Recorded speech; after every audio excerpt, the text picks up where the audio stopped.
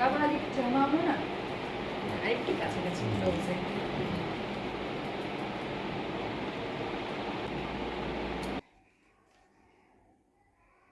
আচ্ছা, তোমার জার্নি কিভাবে স্টার্ট হলো? তো আমি প্রথমে শিলিগুড়িতে ইঞ্জিনিয়ারিং করছিলাম।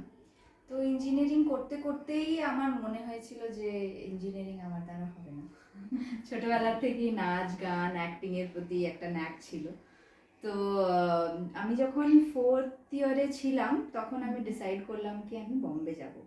আর আমি পুরো 1 বছর মা বাবাকে কনভিন্স করলাম যে আমি বম্বে যেতে চাই আমার ইঞ্জিনিয়ারিং শেষ করার পরে।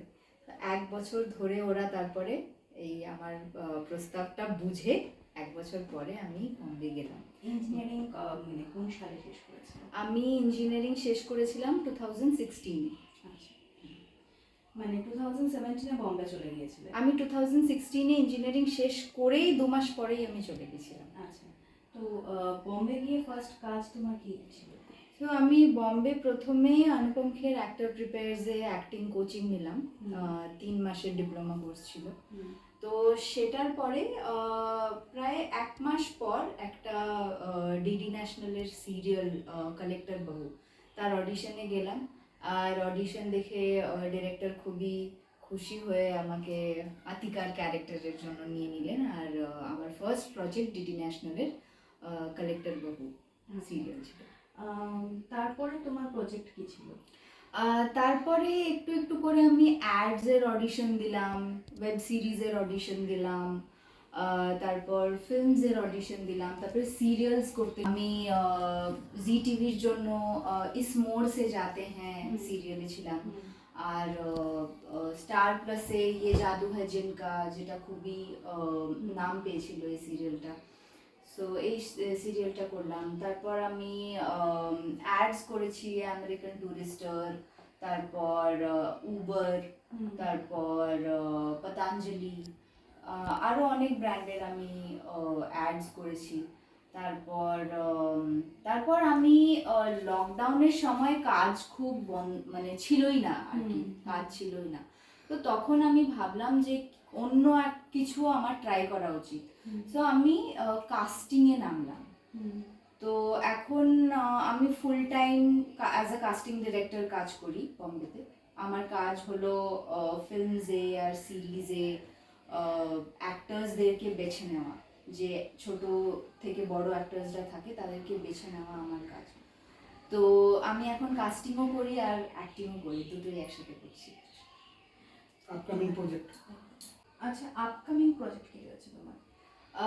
আমার upcoming project as a casting associate panchayat season 4, পঞ্চায়েতের ব্যাপারে আপনারা সবাই জানেন, টিভিএফ এর প্রজেক্ট।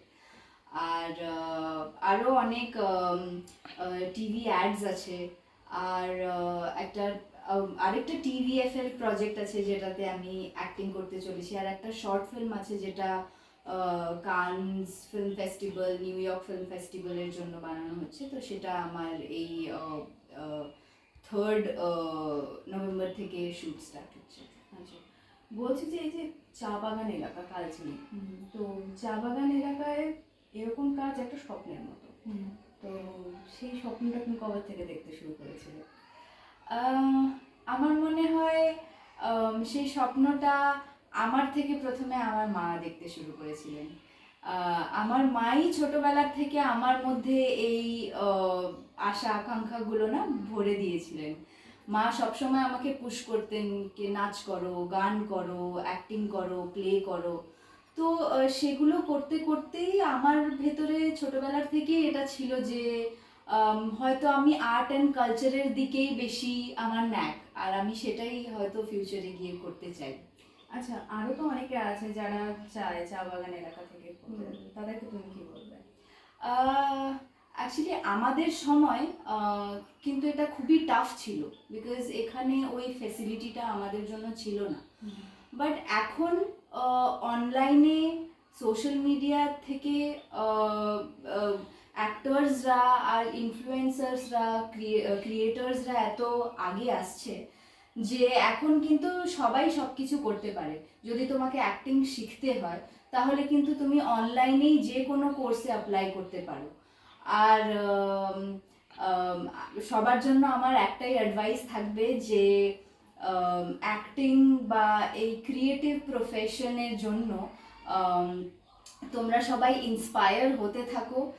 আর এটাও কিন্তু একটা ফুল টাইম জব। যেমন আমরা as an actor, as a casting director, এটা কিন্তু আমার ফুল টাইম জব। যতটা মেহনত নর্মাল কাজ করতে লাগে, একটা ইঞ্জিনিয়ার ডক্টরকে লাগে কাজ করতে, তার থেকেও বেশি মেহনত অ্যাক্টিং বা ফিল্ম মেকিং করতে লাগে।